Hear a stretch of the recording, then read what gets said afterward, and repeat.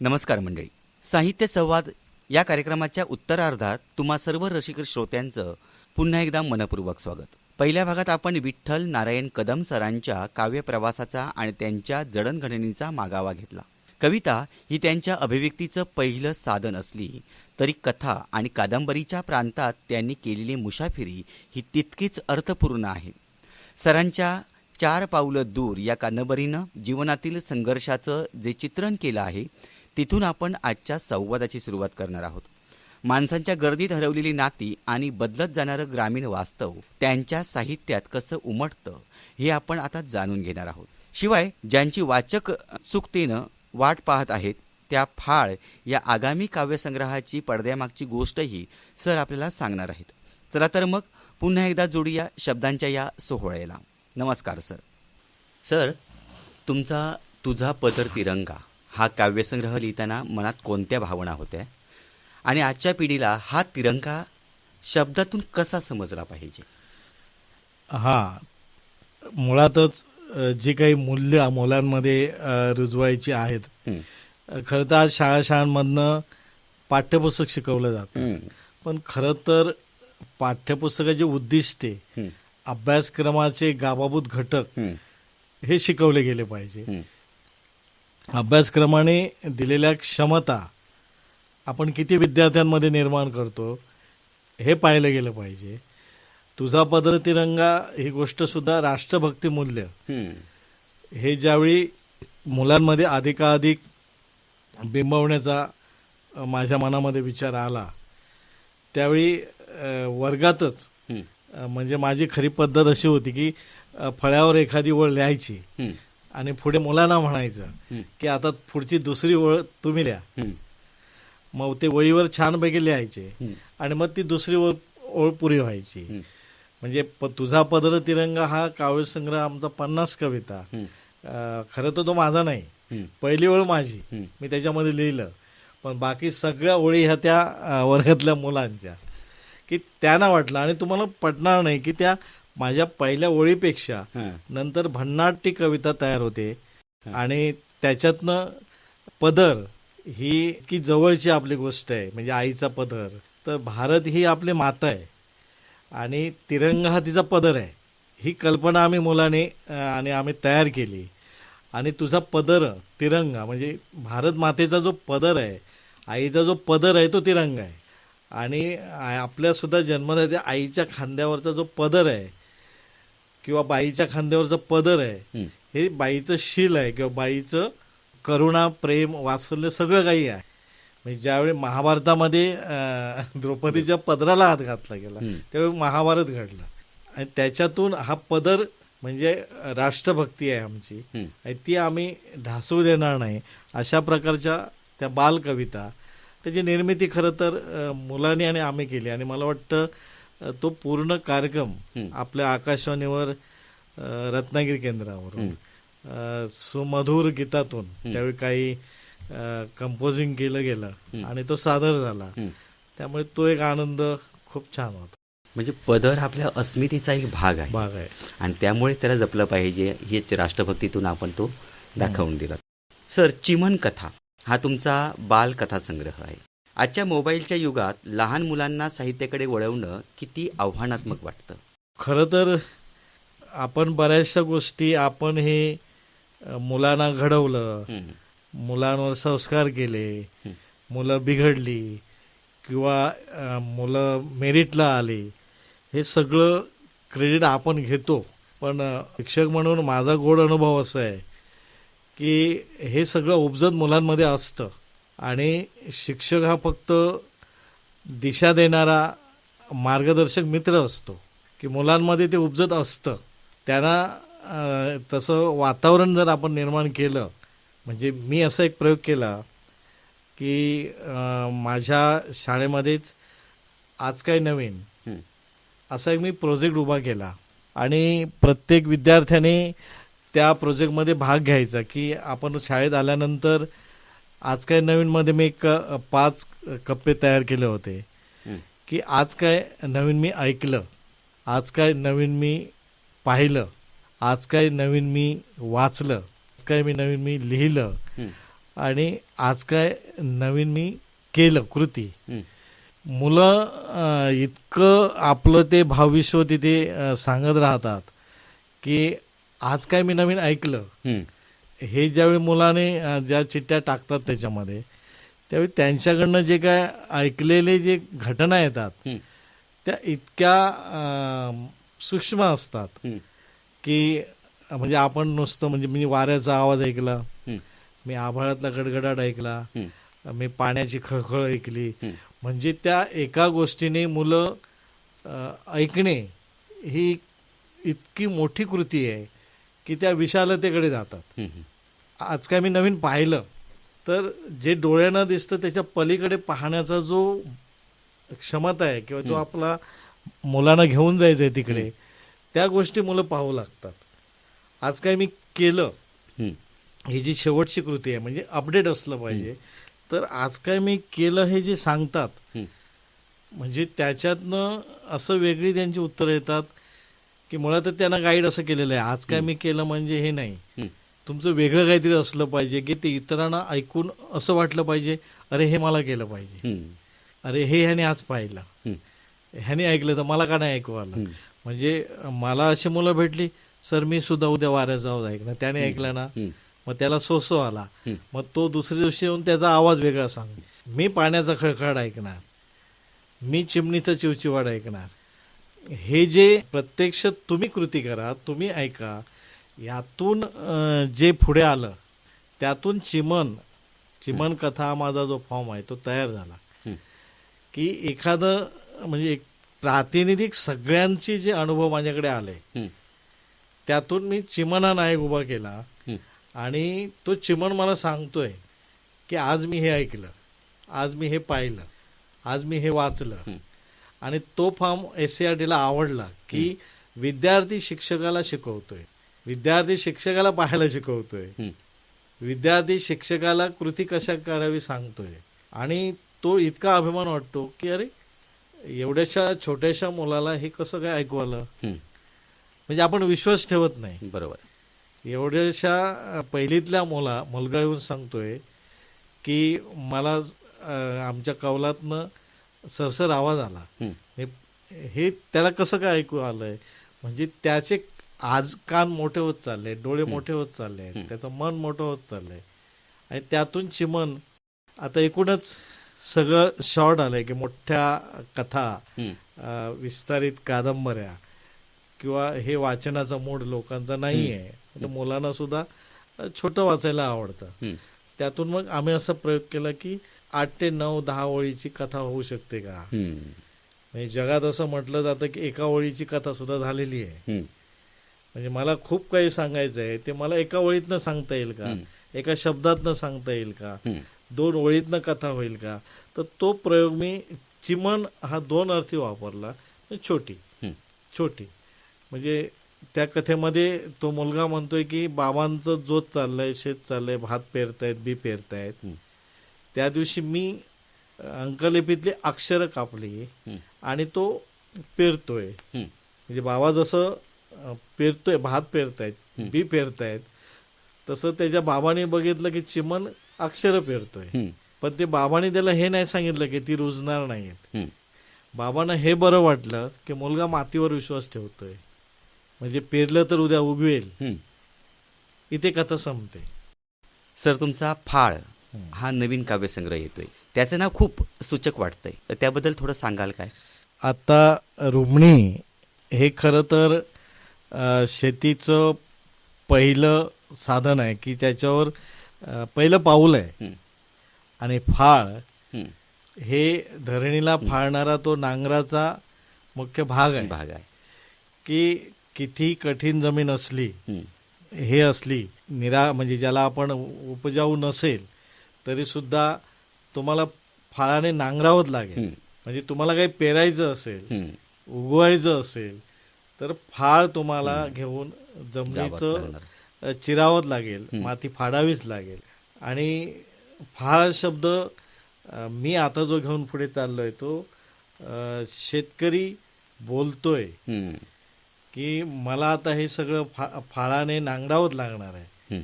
आणि शेतकऱ्यांचं आयुष्य जे एकूणच आता उद्ध्वस्त झालंय, तर तो क्रांतीचा आणि बंडाचाही फाळ तो हातामध्ये घेतोय की मला या अन्याय आणि शोषणाच्या व्यवस्थेविरुद्ध मला आता फाळ पुढे ढकलावंच लागणार आहे किंवा फाळाने मला हे सगळं फाडावंच लागणार आहे, नांगरावंच लागणार आहे. अशा अर्थाची तो काव्यसंग्रह पूर्णपणे कृषी जसा रुमणी हा शेतकऱ्याच्या जगण्याचा मरण्याचा एकूणच तारणहाराचा जो भाग आहे म्हणजे संवेदनशीलतेचा, तर फाळ हा बंडाचा भाग आहे की आता तो उद्ध्वस्त झालाय आणि आता तुम्हाला त्याला तुमच्याशी बंड करायचं आहे, म्हणजे क्रांती आणि क्रांती करायची आहे. त्या अर्थाने फाळ काव्यसंग्रह आता येतोय. त्यामध्ये साधारणपणे शेतकरी म्हणतोय की आता नवे सूर्य उगवतील, फिरवेन मी माझ्या मनासारखे साऱ्या ऋतूंचे चक्र, कधी उन्हाळा कधी हिवाळा थांबवेन पावसाचे नक्षत्र, माझा हवेच तेव्हा भरेल आभाळ फुलेल इंद्रधनुची बाग, माझा हवेच तेव्हा भरेल आभाळ फुलेल इंद्रधनुची बाग, क्षितिजावरती उडतील पक्षी बदलवीन मी वाऱ्याचा वेग. आता हे सगळं मला माझ्या हाती घ्यायचंय. उजाड राणी नाचतील मोर, पेटविन धरणीच्या गर्भातील मी आग, बीजाविना फुटतील कोंब, म्हणजे बीज माझ्या हातात नसलं तरी मातीशी माझं एवढं नातं आहे की बीजाविना फुटतील कोंब, अवचित पाना फुलाना येईल जाग, माझ्या ऋतूंचे जग हे माझे, बहरास माझ्या वसंतही लाजेल, आभाळाला झुकवून खाली धरती खुदकन हसेल, माझ्या युगाचा मीच नायक, हृदय माझे सृजन प्रसवेल, गाळलेल्या घामातून माझ्या नवे सूर्य उगवतील, माझे नवे सूर्य उगवतील. तुमच्या क्षितिजावर तुमच्या आभाळातल्या सूर्यावर मी आता अवलंबून नाही राहणार आहे, तर माझ्या घामातून माझ्या कष्टातून असे असंख्य मी नवे सूर्य तयार करेन. सर, तुमच्या साहित्यात कोकणी बोलीभाषेचा आणि तिथल्या संस्कृतीचा वापर तुम्ही कशा प्रकारे करता? आता मुळातच कसं आहे की साहित्यामध्ये प्रादेशिकता आलीच, त्याच्यामध्ये वराडी आहे, खानदेशी आहे.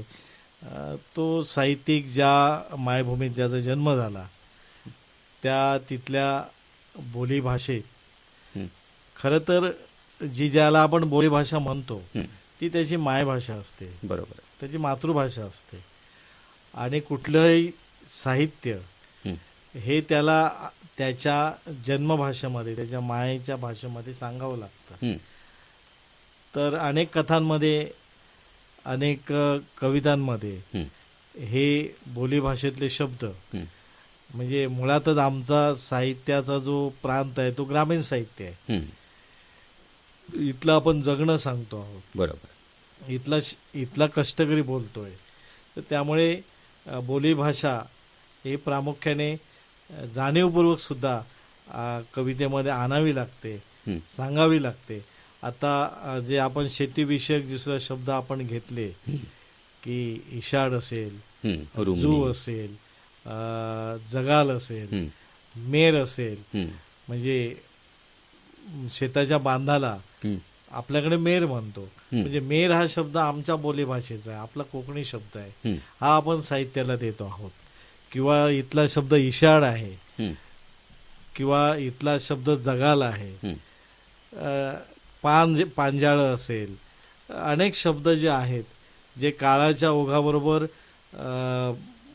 नष्ट होत आहेत, तर ते शब्द कथेमधून साहित्यामधून आपल्याला आणता येतात आणि मी जास्तीत जास्त बोलीभाषेचा आपण उपयोग करतो आहोत. सर, सध्या वाचन संस्कृती लोप पावत चालली आहे असं म्हटलं जातं.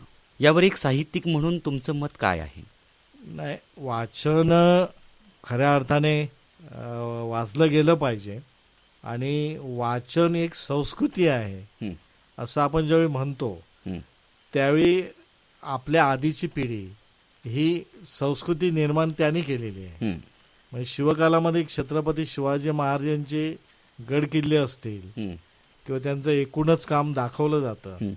पण शिवाजी महाराजांची इतर कामांमध्ये ग्रंथविषयक प्रेम सुद्धा, जे अलीकडे जे पुस्तक शिवाजी कोण होता, गोविंद पानसरे सरांनी जे लिहिलं, त्याच्यामध्ये शिवाजी शिक्षण तज्ञ होते, शिवाजी शेती तज्ञ होते, शिवाजी राजकीय तज्ञ होते. म्हणजे शिवाजी आपल्याला खऱ्या अर्थानं, या अर्थाने शिवाजीकडनं आपल्याला काही शिकता येतं हे सांगितलं गेलं.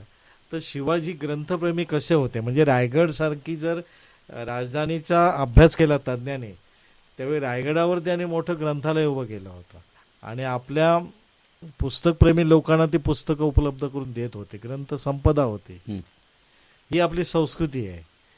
किंवा एक काळ असा होता की नालंदा, तक्षशिला ही विद्यापीठं ही संपूर्ण जगामध्ये इतर जगातल्या विचारवंतांना अभ्यासासाठी असलेली इथली वाचनालय होती. आता वाचनाचा जो अर्थ आहे तो नव्याने आता बदललेला आहे. आता म्हणजे प्रिंट मीडिया आहे, इलेक्ट्रॉनिक मीडिया आहे, ही माध्यमं बदललेली आहे. तर ही वाचन चळवळ जी आहे, तर एखादा माणूस किंवा एखादा मूल किंवा एखादा विद्यार्थी वाचनाकडे आला पाहिजे, तर त्याच्यासाठी आपल्याला त्याची गरज निर्माण करावी लागेल. जर एखादा विद्यार्थी शालेय जीवनामध्ये असताना स्पर्धा परीक्षेसाठी किंवा इतर संदर्भांसाठी जर वाचनालय शोधत असतो, तर त्याच्या आयुष्यामध्ये त्याला नंतर पुस्तकांची का नाही गरज भासत? परीक्षेसाठी गरज भासते, त्याला इतर गोष्टींसाठी गरज भासते. पण ज्यावेळी त्याचं शिक्षण पूर्ण होतं त्यावेळी तो ग्रंथांपासून का दूर जातो? तर अवांतर वाचन आणि अवांतर ज्ञान ही त्या माणसाची गरज बनवावी लागेल आपल्याला. त्याचा कुठलाही जॉब असेल त्या ठिकाणी त्याला अवांतर वाचनाची गरज निर्माण करून जर आपण दिली तर तो त्या ग्रंथाकडे पुन्हा येईल असं मला वाटतं. जसं पाठ्यपुस्तक सुद्धा शिकवताना एखादा जो पाठ असेल त्याला पूरक वाचन आहे, तिथे लेखकाचा इतर परिचय दिला जातो. त्या लेखकाच्या तो पाठ कुठल्या पुस्तकातनं आलाय, कुठल्या कादंबरीतनं आलाय, तर त्या मुलाने ती कादंबरी दाखवली गेली पाहिजे की आनंद यादवांच्या या कादंबरीतनं, झोंबीतनं हा भाग आलाय, किंवा दया पवारांच्या या याच्या कवितेतनं ही कविता आलाय बाबा कोंडवाड्यातनं. तर शिक्षक ती मेहनत घेत नाहीत. पाठाच्या सुरुवातीला ते दिलं जातं की हा मुलांना पाठ अमुक लेखकाच्या अमुक पाठातनं आलाय. तर ते काही वेळा मुलांना ती उत्सुकता असते, अरे ही कादंबरी कशी असेल. तर ती उपलब्ध करून जर मुलांमध्ये उत्सुकता निर्माण केली तर मुलं ती शोधायला जातील की आम्हाला हा पाठ कुठल्या कादंबरीत नाही, आम्हाला ही कविता कोणत्या काव्यसंग्रहात नाही. आणि तज्ज्ञाने ते खाली तयार केलेलं असतं की मुलांना स्वाध्याय द्या, की मुलांना त्या लेखकाचं पुस्तक पाहू द्या. अशा प्रकारे शिक्षकाने ते मुलांमध्ये रुची निर्माण जर केली की संदर्भ शोधा, तर मुलं वाचनालयाकडे, पुस्तकांकडे अधिक वळतील. कारण गरज निर्माण करावी लागेल. बरोबर. आणि ती एक क्षमता आहे. तशी जर आपली संस्कृती असेल वाचन, तर ती गरज निर्माण झाली पाहिजे की मला आठवड्यात एक पुस्तक वाचलंच पाहिजे. ही संस्कृती जर असेल तर ती गरज निर्माण करण्यासाठी आपल्याला काहीतरी करावं लागणार आहे असं मला वाटतं. सर, अगदी शेवटचा प्रश्न. जे तरुण नुकतेच लिहायला लागलेत आणि ज्यांना साहित्यात करिअर करायचं, त्यांना तुम्ही काय सल्ला द्याल? करिअर या शब्दाचा अर्थ खूप वेगळा आहे. साहित्य हे असं ठरवून लिहिलं जात नाही आणि मी साहित्यिक होणार किंवा हे मी लिहिणार असं ते होत नाही. त्या माणसाचं, ज्या माणसाची जडणघडण त्या वाचनातून होते किंवा सहवासातून होते साहित्याच्या, त्याच्यातून त्याच्या मनामध्ये बीज तयार होत. म्हणजे नारायण सुर्वे असतील, मधुबाई असतील, किंवा लेखकांच्या सहवासात तुमचा काही काळ गेला तर तुमच्या मधील ज्या अभिव्यक्ती आहेत किंवा जी सर्जनशीलता आहे, सृजनशीलता आहे, ती जागी होते. म्हणजे प्रत्येक माणसामध्ये ही असते. म्हणजे एखाद्या संगीत मैफिलीमध्ये जेव्हा आपण बसतो त्यावेळी आपल्यातलं गाणं आपण गुणगुणायला लागतो, आपल्यातलं संगीत ताल धरायला लागतं. एखाद्या खेळाच्या मैदानावर आपण गेलो तर आपल्याला सुद्धा तिथे उड्या माराव्याशा वाटतात, काहीतरी करावंसं वाटतं. तसं साहित्य हे तसंच आहे. तुम्ही साहित्य म्हणजे ग्रंथांच्या सहवासामध्ये, लेखकांच्या सहवासामध्ये किंवा त्या वातावरणामध्ये जर तुम्ही राहिलात तर तुमच्यामध्ये म्हणजे असं जनाबाई म्हणते की नामदेवांच्या घरात राहिली मोलकरीण म्हणून, पण नामदेवांचे अभंग ऐकल्यानंतर तिच्यामध्ये सुद्धा तेवढी प्रज्ञा निर्माण झाली आणि तीही लिहू लागली. संत चोखामेळ्यांचा मुलगा, बायको, सगळी त्यांचं अख्खं कुटुंब लिहू लागलं. म्हणजे संत सहवास आहे तो. तसं आजची तरुण लोक आहेत ते बरेचसे असे कवी किंवा लेखक पुढे आले की ज्यांना त्यांच्या शालेय जीवनामध्ये किंवा कॉलेजमध्ये त्या विचाराचा किंवा रुचीचा प्राध्यापक भेटला, शिक्षक भेटला आणि त्यांच्यातल्या उर्मी जाग्या झाल्या म्हणून ते लिहू लागले. किंवा एखादा शाळेत न जाताही बहिणाबाईसारखी की ती पांडुरंगाच्या सहवासात असतील, वारकऱ्यांच्या सहवासात असतील, पण कुठल्या तरी उर्मीमध्ये तुम्ही जर राहिलात तर तुमच्याकडनं ते लिहिलं जाऊ शकतं. आणि काहीतरी उद्देश डोळ्यासमोर ठेवून वास्तवाचं भान ठेवून जर तुम्ही लिहिलात तर निश्चित आजही साहित्यामध्ये वाचक आहे. पण त्याच्यासाठी माझी कविता लवकर प्रसिद्ध झाली पाहिजे, मला कवी म्हटलं पाहिजे, मला ज्येष्ठ म्हटलं पाहिजे किंवा मला पुरस्कार मिळाला पाहिजे. आता जे त्याच्यासाठी लिहिलं जातं त्याच्यात तुम्हाला आनंद मिळणार नाही. याच्या आधीच्या महान साहित्यिकांनी जे लेखन केलं, जागतिक स्तरावर जे साहित्य असतील, आपल्या देशातले साहित्यिक आहेत, महाराष्ट्रातले आहेत किंवा संत वाङ्मय आहे, तर त्याने का लिहिलं, त्याच्या पाठीमागची त्यांची जी भूमिका आहे, तसं तुम्ही जर भूमिका घेऊन लिहिलात म्हणजे मला फुलंच मिळतील मी लिहिल्यामुळे असं जर तुम्ही समजलात तर तो नाही आहे.